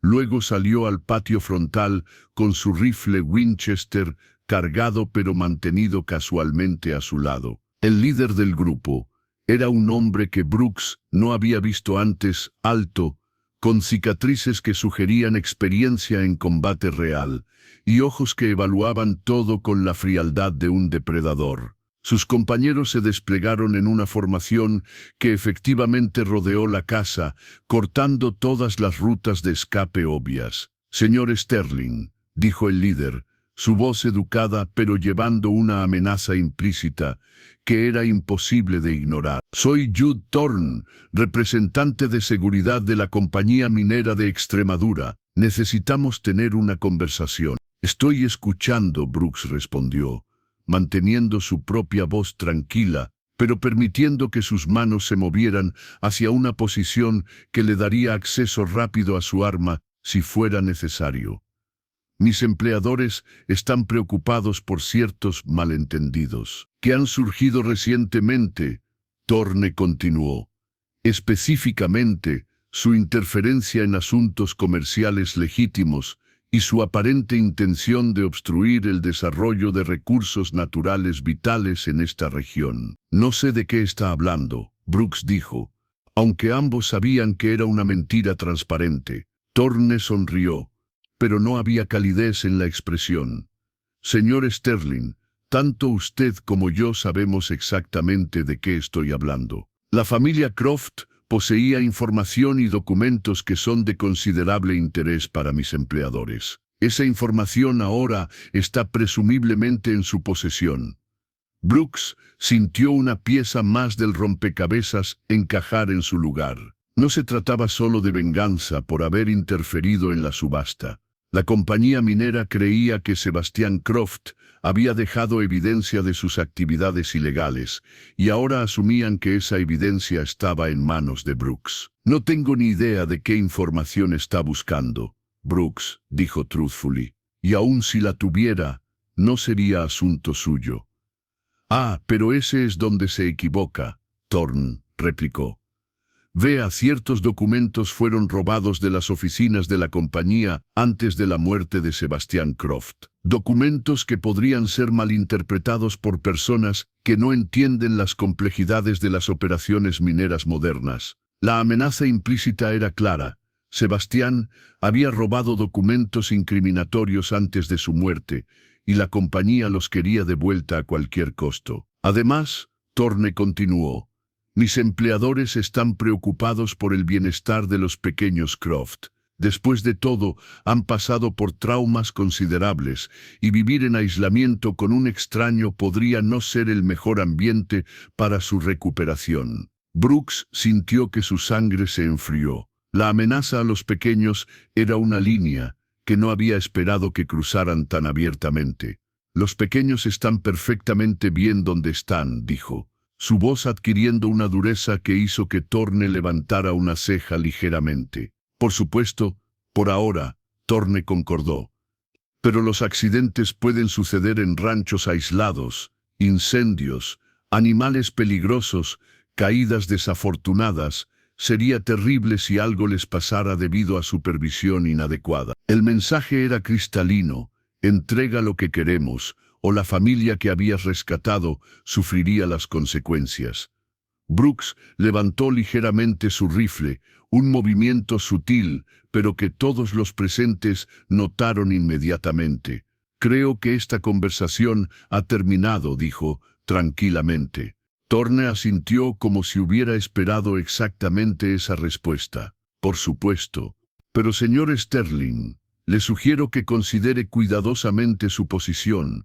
Usted es un hombre solo contra una organización con recursos considerables. Los próximos días podrían ser desafiantes para usted y su nueva familia. Mientras se alejaban, Brooks pudo escuchar a Thorne dando instrucciones en voz baja a sus hombres. No pudo distinguir las palabras específicas, pero el tono era de hombres planeando operaciones que no querían que nadie más escuchara. Cuando regresó a la casa, encontró a Eira esperándolo en la cocina, su rostro pálido pero determinado. Escuché suficiente, dijo. Buscan algo que creen que Sebastián escondió antes de morir.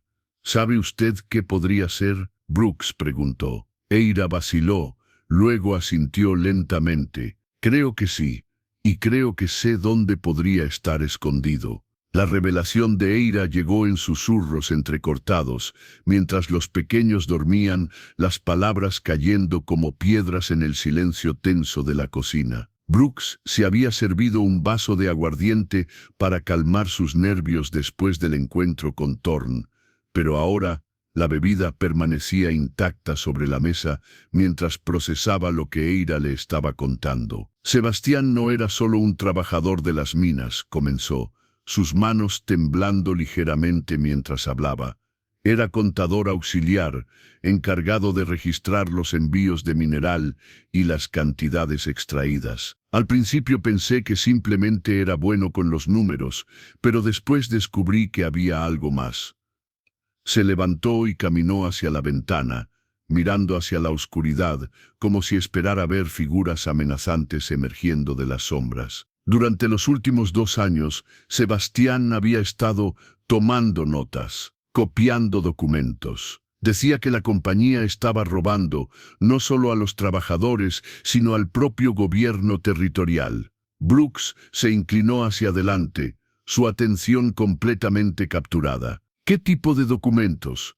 Registros de producción falsificados, Eira explicó, su voz ganando fuerza a medida que continuaba. La compañía reportaba al gobierno que extraían la mitad del mineral que realmente sacaban de las minas. Esto les permitía pagar impuestos mucho menores, pero también estaban vendiendo el exceso a compradores privados a precios inflados. La magnitud de la conspiración comenzó a aclararse en la mente de Brooks. No se trataba solo de explotar trabajadores individuales o intimidar a pequeños propietarios. La compañía minera de Extremadura estaba defraudando sistemáticamente al gobierno territorial de miles de escudos en impuestos no pagados. ¿Dónde están esos documentos ahora?, preguntó. Eira se volvió desde la ventana, sus ojos brillando con una determinación que Brooks no había visto antes. Sebastián los escondió en el último lugar donde alguien pensaría buscar, la cripta familiar en el cementerio de San Vicente. Hay una losa suelta detrás del altar donde su padre está enterrado. Sebastián solía ir allí cuando estaba borracho y violento. Decía que era para visitar a su padre, pero creo que realmente iba a esconder o revisar sus documentos secretos. Brooks sintió una mezcla de admiración y horror. Sebastián Croft había sido muchas cosas: un esposo abusivo, un padre negligente, un hombre perdido en el alcohol, pero aparentemente también había tenido la presencia de ánimo para documentar meticulosamente la corrupción que lo rodeaba. ¿Por qué nunca se lo dijo a las autoridades?, preguntó Brooks. La risa de Eira fue amarga. ¿A qué autoridades? La mitad de los oficiales del distrito están en la nómina de la compañía. Sebastián lo sabía, porque era él quien a veces entregaba los sobornos. Por eso se volvió tan paranoico hacia el final, tan violento. Sabía demasiado para estar seguro, pero no lo suficiente para protegerse. Al día siguiente, Brooks cabalgó hasta Villarreal para visitar a su hermana Carmen. Pero no fue solo una visita familiar. Carmen había mencionado en cartas recientes que otras familias en la región habían estado experimentando presiones similares de la compañía minera, y Brooks necesitaba saber exactamente qué tan extendido era el problema. Carmen vivía en una casa modesta en las afueras de Villarreal, con su esposo Diego, un herrero respetado que había construido su reputación en honestidad y trabajo de calidad. Cuando Brooks llegó, encontró a la pareja en conversación intensa con dos hombres que no reconoció inmediatamente. Brooks, Carmen se levantó para saludarlo, pero su expresión era tensa. Justo estábamos hablando de ti. Estos son Andrés Moreno y Felipe Castillo. Han tenido experiencias similares a las tuyas con la compañía minera. Andrés Moreno era un hombre fornido en sus 50 años, con manos callosas que hablaban de décadas de trabajo físico. Tengo una pequeña operación de cantería a 15 kilómetros al sur, explicó después de las presentaciones. Durante los últimos 6 meses he estado teniendo problemas extraños. Herramientas que desaparecen por la noche, pedidos cancelados súbitamente, accidentes sospechosos que dañan mi equipo. Felipe Castillo era más joven, tal vez 35 años, con la complexión delgada de alguien que trabajaba más con números que con herramientas. Soy contador en Almadén, dijo, o era, hasta la semana pasada cuando fui despedido súbitamente, oficialmente por reducción de personal. Pero la verdad es que había comenzado a hacer preguntas incómodas sobre ciertas discrepancias en los libros de la compañía. Brooks sintió que las piezas de un rompecabezas mucho más grande comenzaban a encajar. ¿Qué tipo de discrepancias? Pagos a oficiales que no aparecen en los registros públicos, Felipe explicó. Compras de propiedades a precios inflados de compañías que resultan ser propiedad de los mismos ejecutivos de la minera. Y lo más preocupante, registros de producción que no coinciden con los envíos reales de mineral. Era exactamente lo que Eira había descrito, confirmado por una fuente independiente que había estado dentro del sistema contable de la compañía. Hay más, Carmen agregó, sirviendo café para todos. María Jiménez del pueblo vecino de Alcaraz perdió a su esposo en un accidente minero el mes pasado, justo después de que él había estado haciendo preguntas sobre condiciones de seguridad. Y la familia Torres fue forzada a vender su granja por deudas que juraban no haber contraído. Diego, que había estado escuchando silenciosamente, finalmente habló. No son eventos aislados, Brooks. Es un patrón. La compañía está usando intimidación sistemática para consolidar control sobre toda la región. Andrés asintió vigorosamente. pero individualmente no tenemos poder contra ellos. Son demasiado grandes, demasiado conectados. ¿Y si no fuéramos individuales? Brooks preguntó lentamente, una idea comenzando a formarse en su mente. ¿Y si pudiéramos coordinar nuestros esfuerzos, compartir información, presentar un frente unido? Felipe se inclinó hacia adelante con interés. ¿Qué tienes en mente? Brooks describió brevemente su situación. Los documentos escondidos que Eira había revelado, las amenazas directas de Thorne y la campaña de intimidación legal que estaba siendo dirigida contra él. Si los documentos de Sebastian Croft contienen lo que Eira cree, concluyó, entonces tenemos evidencia física de fraude a gran escala. Combinado con los testimonios de todos ustedes y otros que han sido afectados, podríamos tener suficiente para una investigación real. ¿Pero a quién recurrimos?, preguntó Andrés. Las autoridades locales están comprometidas. Carmen se levantó de repente, como si acabara de recordar algo crucial. El magistrado García en Toledo dijo, ¿se acuerdan de él? Vino aquí hace 3 años para investigar irregularidades en las elecciones municipales. Mi cuñada trabajó como escribana durante esa investigación y dice que García tiene reputación de ser incorruptible. ¿Y qué le impide a la compañía comprarlo como a los otros?, preguntó Felipe escépticamente. Nada, Carmen admitió.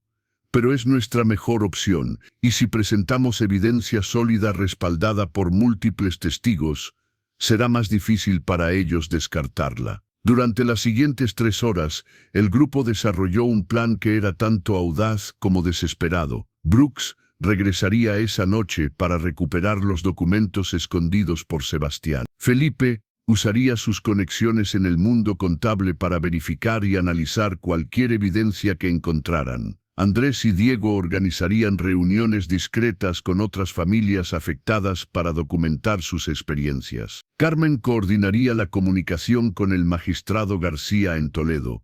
Pero mientras discutían los detalles, un niño pequeño corrió hacia la casa con noticias alarmantes. Señora Carmen, jadeó, claramente habiendo corrido una distancia considerable. Mi padre dice que venga rápido. Hay humo saliendo del rancho del señor Sterling.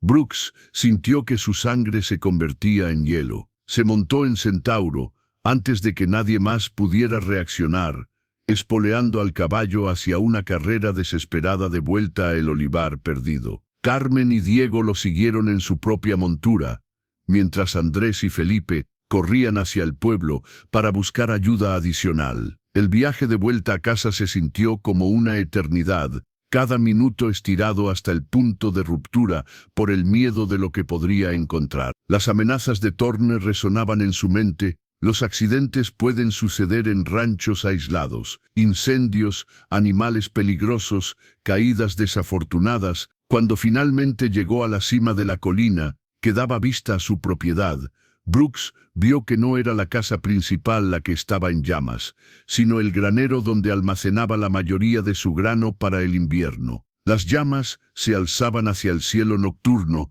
como dedos naranjas y rojos, y pudo ver figuras pequeñas corriendo alrededor del edificio, con baldes de agua en un esfuerzo fútil por controlar el fuego. Pero lo más importante, pudo ver a Eira y los 3 pequeños, aparentemente ilesos, coordinando los esfuerzos para combatir el incendio. Mientras galopaba hacia el patio, Brooks se dio cuenta de que esto era exactamente lo que Thorne había planeado. No era solo intimidación, era una demostración de poder, un mensaje claro de que la compañía podía alcanzar su hogar cuando quisieran, tocar cualquier cosa que valorara. Pero también se dio cuenta de algo más. Ya no estaba solo en esta lucha. Carmen y Diego estaban cabalgando detrás de él.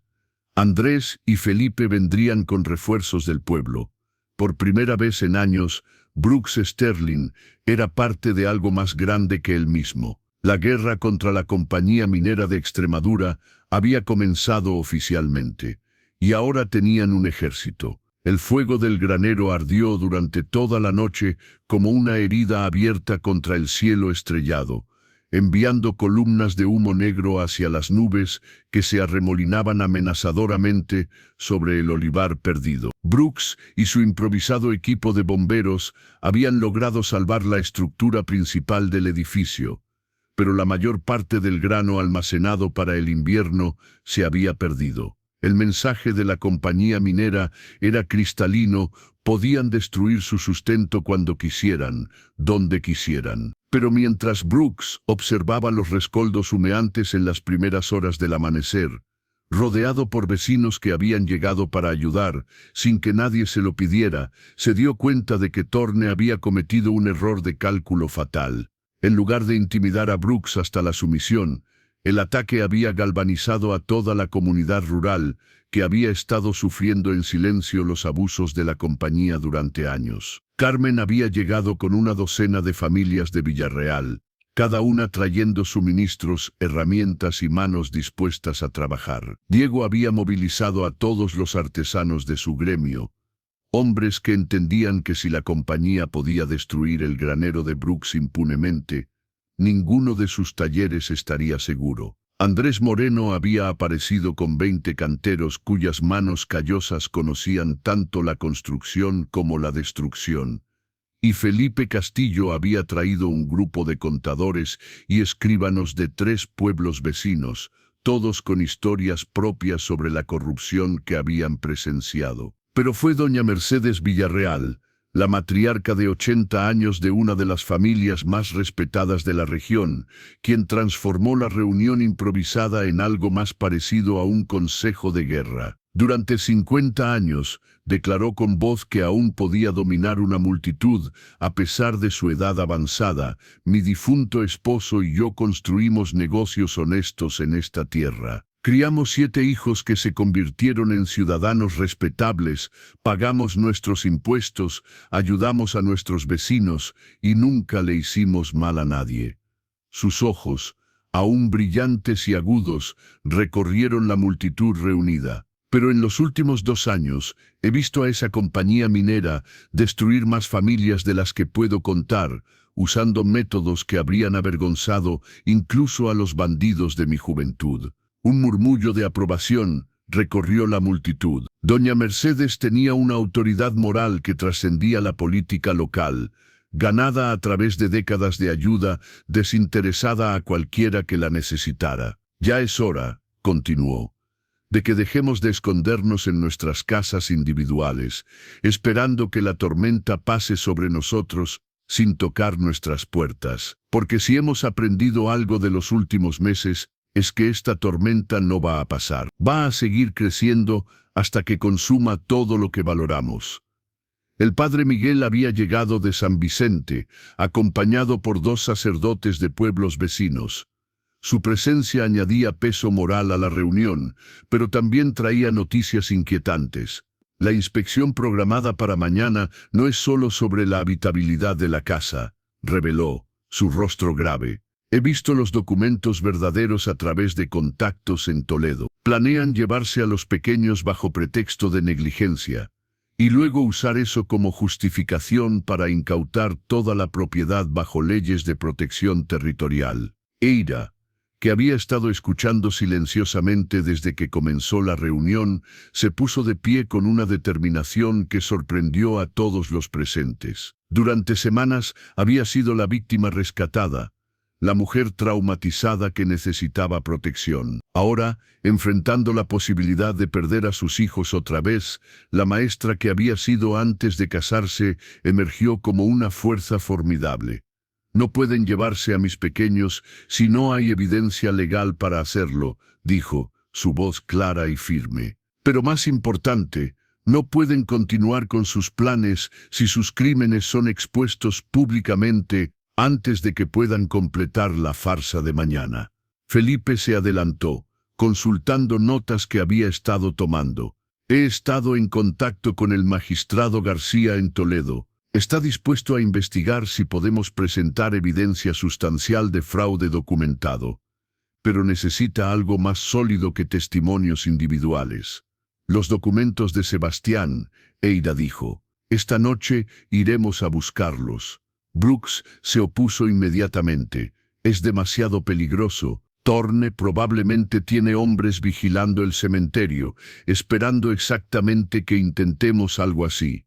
Entonces no iremos solos. Doña Mercedes declaró con una sonrisa que había intimidado a generaciones de nietos traviesos. Iremos todos. Lo que siguió fue una discusión intensa sobre logística que gradualmente se transformó en algo que sonaba más como la planificación de una campaña militar. Diego propuso que un grupo de distracción se acercara al cementerio desde el este, donde serían visibles para cualquier vigilante, mientras que un equipo más pequeño se infiltraba desde el oeste, bajo la cobertura de los olivos centenarios que bordeaban el camposanto. Andrés sugirió que algunos de sus canteros, acostumbrados a trabajar con piedras pesadas, acompañaran al equipo de infiltración para ayudar con la losa que Eira había descrito. Felipe insistió en estar presente para autenticar cualquier documento que encontraran, asegurando que tuvieran valor legal cuando fueran presentados al magistrado. Pero fue Carmen quien propuso la estrategia más audaz de todas. ¿Y si no tratamos de escondernos? ¿Y si hacemos esto completamente abierto y desafiamos a la compañía a que nos detenga? La idea era tan contraintuitiva que tomó varios minutos para que alguien la procesara completamente. Pero gradualmente, la brillantez del enfoque se hizo evidente. Si iban al cementerio como una multitud, en plena luz del día, con testigos de múltiples comunidades, sería mucho más difícil para la compañía actuar violentamente sin crear un escándalo público que se extendería mucho más allá de la región local. Además, agregó el padre Miguel, es domingo. Ir al cementerio para honrar a los muertos es perfectamente normal. ¿Quién puede cuestionar a familias respetables visitando las tumbas de sus seres queridos? Al mediodía del domingo, una procesión de más de 100 personas caminó solemnemente hacia el cementerio de San Vicente. Llevaban flores, velas y las expresiones apropiadamente reverentes de personas cumpliendo con sus deberes religiosos. Pero también llevaban herramientas discretamente escondidas bajo mantas y varios miembros del grupo tenían experiencia considerable en situaciones que requerían tanto sigilo como coraje. Brooks caminaba cerca del frente de la procesión, con Eira a su lado y los 3 pequeños entre ellos. Había insistido en que la familia permaneciera visible durante toda la operación, tanto para su protección como para demostrar que esto no era una aventura clandestina, sino una búsqueda abierta de justicia. Paloma había insistido en venir, a pesar de las objeciones de Brooks y su madre. Era el abuelo de mi padre, había argumentado con lógica implacable. Tengo derecho a estar aquí, cuando finalmente hagamos justicia por lo que le hicieron. Los gemelos Mateo y Lucas no entendían completamente lo que estaba sucediendo, pero habían captado la seriedad del momento y caminaban con la solemnidad exagerada de jóvenes, tratando de comportarse como adultos. Cuando llegaron al cementerio, era evidente que la compañía minera había anticipado algún tipo de movimiento. 3 hombres montados observaban desde una colina cercana, claramente fuera de lugar en un domingo de visitas familiares a los muertos. Pero incluso Thorne, con toda su arrogancia, aparentemente no había esperado enfrentar a una multitud entera de ciudadanos respetables, participando en lo que parecía ser una actividad religiosa completamente normal. La tumba de la familia Croft estaba ubicada en la sección más antigua del cementerio, donde lápidas de piedra desgastadas por el tiempo marcaban los restos de generaciones que habían trabajado la tierra mucho antes de que las compañías mineras llegaran a explotar sus recursos. Eira guió al grupo directamente hacia la cripta familiar, un pequeño edificio de piedra con una puerta de hierro ornamentada que había estado cerrada desde el funeral de Sebastián. La losa está detrás del altar interior, explicó en voz baja a Andrés y sus hombres. Sebastián decía que su padre había escondido tesoros familiares allí durante la última guerra civil.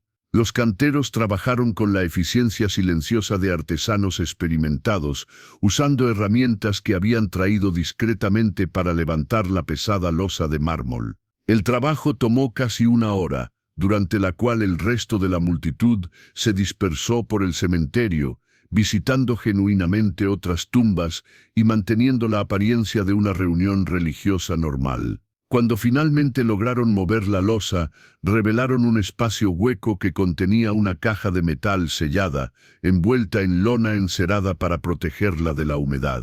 Felipe la examinó cuidadosamente antes de abrirla, consciente de que el contenido podría determinar el destino de toda su campaña contra la compañía. Dentro había exactamente lo que Eira había prometido: años de documentos meticulosamente copiados y organizados, mostrando discrepancias sistemáticas entre los informes oficiales de producción minera y las cantidades reales extraídas. Pero había más: correspondencia que documentaba sobornos pagados a oficiales locales, contratos fraudulentos para la adquisición de propiedades e incluso instrucciones específicas para intimidar o eliminar a trabajadores que hicieran preguntas incómodas. Esto es suficiente para derribar no solo a la compañía, sino a la red completa de corrupción que la apoya, murmuró Felipe, hojeando documentos que representaban años de investigación obsesiva de Sebastián. Pero su momento de triunfo fue interrumpido por el sonido de caballos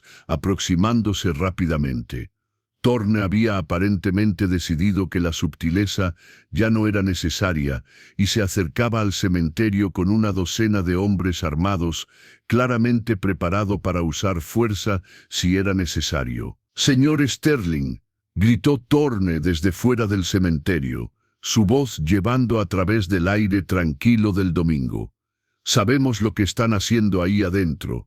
Esos documentos son propiedad robada de la Compañía Minera de Extremadura». Brooks emergió de la cripta con la caja de documentos bajo su brazo, flanqueado por Felipe y Andrés. El resto de la multitud había comenzado a converger hacia la entrada del cementerio, formando una barrera humana entre los hombres de Thorne y las evidencias que habían recuperado. «Estos documentos fueron dejados aquí por Sebastián Croft, para su familia», Brooks gritó de vuelta. «No tienen ningún derecho legal sobre ellos.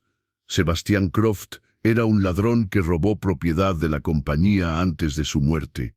Thorne replicó. «Esos documentos contienen información comercial confidencial que fue obtenida ilegalmente». Fue entonces cuando doña Mercedes se adelantó, usando un bastón tallado que había pertenecido a su bisabuelo para abrirse camino hasta el frente de la multitud. A pesar de su edad, su voz aún podía proyectarse con la autoridad de alguien acostumbrada a ser obedecida. «Joven Thorne», gritó, usando un tono que habría sido apropiado para regañar a un escolar travieso. «No sé quién te enseñó modales, pero en mi época, los hombres no interrumpían los servicios religiosos con amenazas y violencia». La acusación de interrumpir servicios religiosos puso a Thorne en una posición imposible. Atacar a una multitud de ciudadanos respetables durante una visita dominical al cementerio sería un escándalo que se extendería mucho más allá de la región local.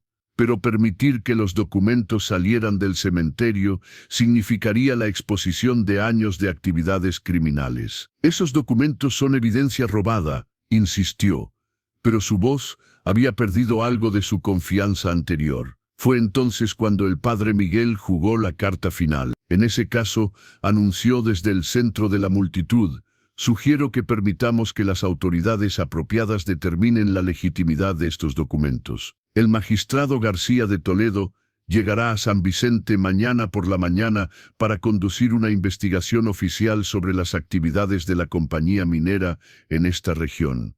El silencio que siguió fue absoluto. Thorne entendía las implicaciones inmediatamente. Si los documentos llegaban a manos del magistrado, toda la red de corrupción que había protegido las operaciones de la compañía se desmoronaría. «Esto no ha terminado», gritó finalmente, pero ya estaba retrocediendo con sus hombres. «La compañía tiene recursos que ustedes no pueden imaginar, y nosotros tenemos algo que su compañía nunca ha tenido: Doña Mercedes gritó de vuelta: «Tenemos la verdad». Mientras Thorne y sus hombres se alejaban en retirada, la multitud en el cementerio comenzó a cantar himnos religiosos, transformando lo que había sido una confrontación tensa en una celebración de fe y comunidad. Los documentos de Sebastian Croft, finalmente liberados de su tumba secreta, estaban en camino hacia las autoridades que podrían usar la evidencia para desmantelar años de corrupción y abuso. La batalla más importante había sido ganada no con violencia, sino con la fuerza colectiva de una comunidad que había decidido que ya no toleraría la injusticia. 6 meses después de la confrontación en el cementerio de San Vicente, el valle que se extendía alrededor del Olivar Perdido había sido transformado de maneras que ninguno de los involucrados podría haber imaginado. El magistrado García había llegado tal como había prometido, acompañado por una comitiva de investigadores federales que habían estado siguiendo rumores de corrupción en las operaciones mineras durante años. Los documentos de Sebastian Croft proporcionaron exactamente la evidencia que habían necesitado para construir un caso que se extendía mucho más allá de una sola compañía o región. La investigación que siguió había sido tan completa como devastadora para la red de corrupción que había plagado Castilla-La Mancha. 23 oficiales gubernamentales fueron arrestados por aceptar sobornos, incluyendo 2 magistrados de distrito y un subsecretario territorial. La Compañía Minera de Extremadura fue disuelta completamente, sus activos confiscados para compensar a las familias que habían sido defraudadas, y sus ejecutivos principales enfrentaron cargos criminales que garantizaban largas sentencias de prisión. Jude Thorne había desaparecido antes de que llegaran las órdenes de arresto, pero las recompensas ofrecidas por su captura aseguraban que viviera el resto de su vida mirando por encima del hombro. Los hombres que había empleado para intimidar a familias locales habían encontrado trabajo más honesto o habían seguido a su jefe hacia el exilio. Pero las transformaciones más profundas habían ocurrido no en las salas de tribunal o en los periódicos que habían cubierto el escándalo, sino en las vidas cotidianas de las personas que habían encontrado el coraje para enfrentar la injusticia. En el Olivar Perdido, la casa que una vez había albergado la soledad de un hombre había florecido hasta convertirse en el corazón de una familia que había sido forjada por la adversidad y templada por el amor mutuo. Brooks Sterling ya no era el ermitaño amargado que había huido de la compañía humana después de la traición de Isabel. El hombre que ahora se despertaba cada mañana con el sonido de risas infantiles y el aroma de pan recién horneado había redescubierto no solo su capacidad para confiar, sino su necesidad fundamental de conexión humana. Eira había florecido de maneras que a veces la sorprendían incluso a ella misma. La mujer que había estado tan quebrada por años de abuso que apenas podía sostener la mirada de un extraño ahora, dirigía una escuela improvisada en el pueblo más cercano, enseñando a leer y escribir a jóvenes cuyas familias nunca habían podido permitirse educación formal. Su reputación como maestra se había extendido por toda la región, y familias viajaban distancias considerables para que sus hijos aprendieran bajo su cuidado. «Es extraordinario», había observado el padre Miguel durante una de sus visitas dominicales regulares, cómo el sufrimiento, cuando es procesado con sabiduría en lugar de amargura, puede convertirse en la fuente de la mayor compasión. Los pequeños habían experimentado tal vez las transformaciones más notables de todas. Paloma, que había comenzado como una jovencita prematuramente envejecida por el trauma, se había convertido en una estudiante brillante con ambiciones de estudiar leyes en la Universidad de Toledo. Su experiencia personal con la injusticia había cristalizado en una determinación ardiente de dedicar su vida a proteger a otros que no podían protegerse a sí mismos. «Quiero ser magistrada», había anunciado un día durante la cena, con la seriedad absoluta que caracterizaba todas sus decisiones importantes. Quiero asegurarme de que familias como la nuestra nunca tengan que pasar por lo que pasamos. Brooks había sonreído ante la declaración, recordando su propia juventud, cuando había creído que podía cambiar el mundo a través de la pura fuerza de voluntad. Pero mirando la determinación en los ojos azules de Paloma, tan parecidos a los de su madre, se dio cuenta de que quizás ella realmente podría lograrlo. Los gemelos, Mateo y Lucas, habían desarrollado una fascinación por los animales que había llevado a Brooks a expandir las operaciones del rancho más allá del ganado tradicional. Ahora criaban caballos árabes, usando técnicas que Eira había aprendido de su padre años antes.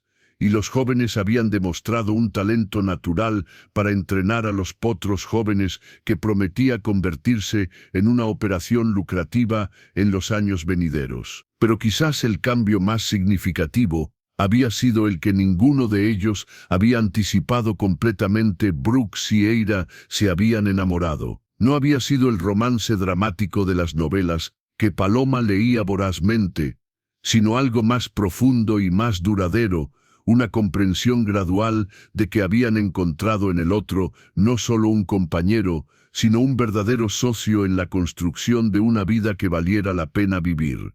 Habían sobrevivido juntos a amenazas que habrían destruido vínculos menos fuertes, y en el proceso habían descubierto que el amor podía ser tanto refugio como fortaleza. La boda había tenido lugar en la primavera, en el mismo olivo bajo el cual Brooks había visto por primera vez a Eira leyendo a los pequeños. Carmen había insistido en una celebración que honrara tanto la alegría del momento como la comunidad que había hecho posible su supervivencia. Más de 200 personas habían asistido, representando no solo las familias que habían luchado junto a ellos contra la compañía minera, sino una red más amplia de amistades que se había desarrollado a medida que la historia de su resistencia se extendía por toda la región. Doña Mercedes, ahora de 81 años pero aún formidable, había servido como matriarca oficiosa de la ceremonia.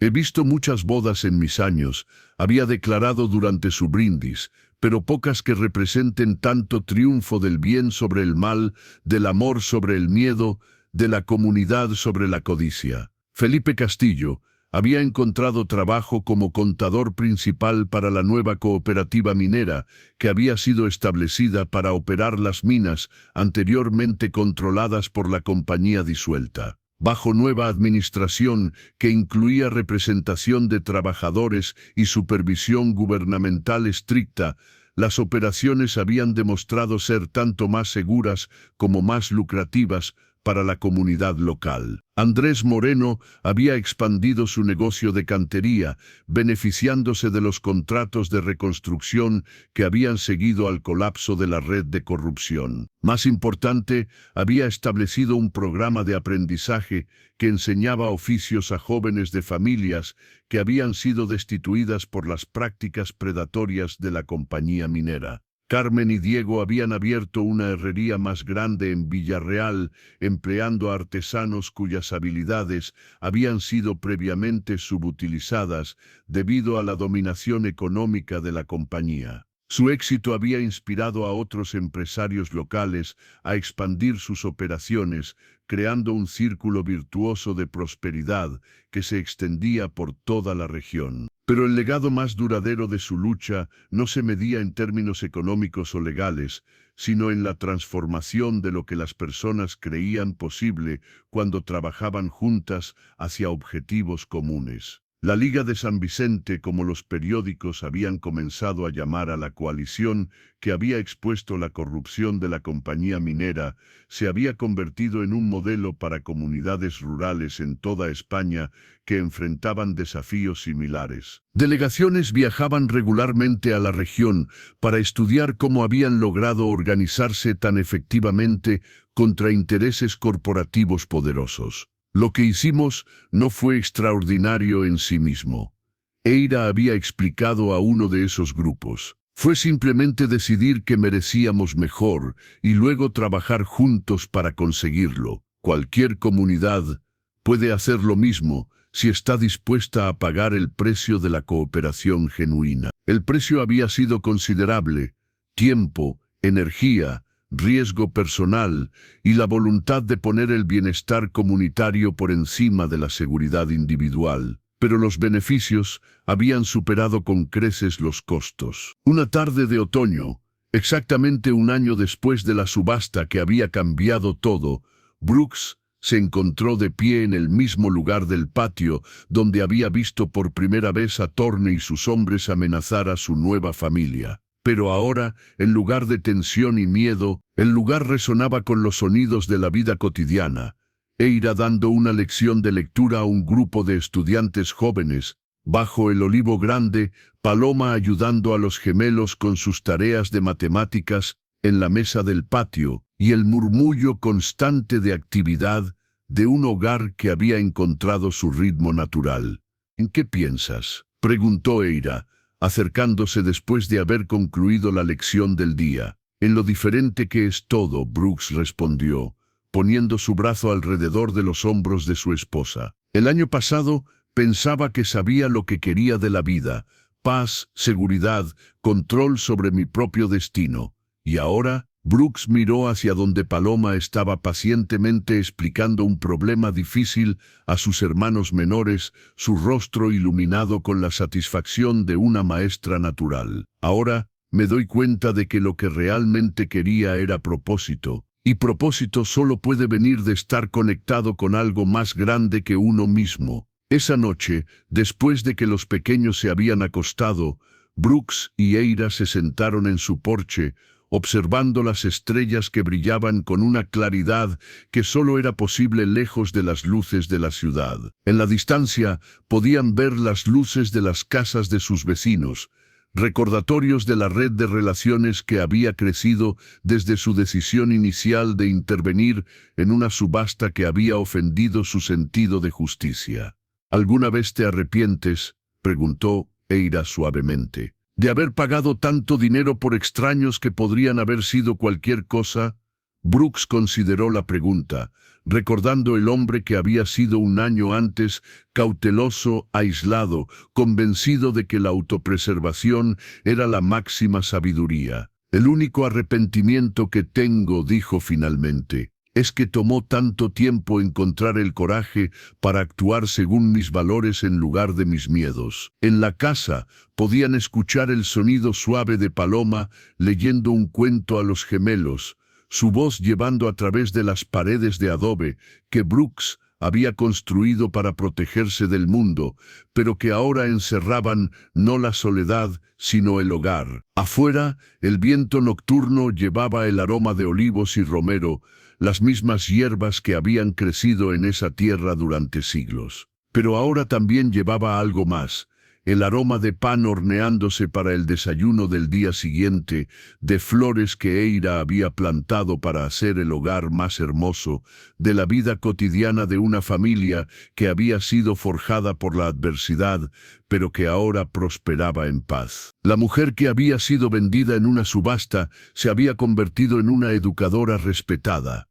El hombre que había vivido como ermita se había convertido en el centro de una comunidad próspera.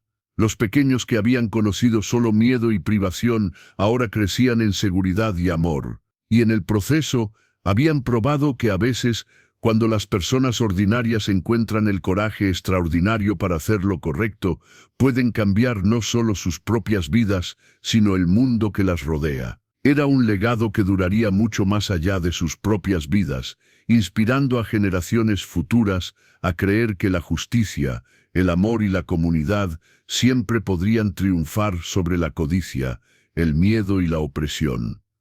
El círculo estaba completo, pero la historia continuaría. A continuación tienes otras 2 historias destacadas en tu pantalla. Si este te ha gustado, no querrás dejar pasar estos. Haz clic y échales un vistazo. Y no olvides suscribirte y activar la campana de notificación para no perderte ninguna de nuestras subidas.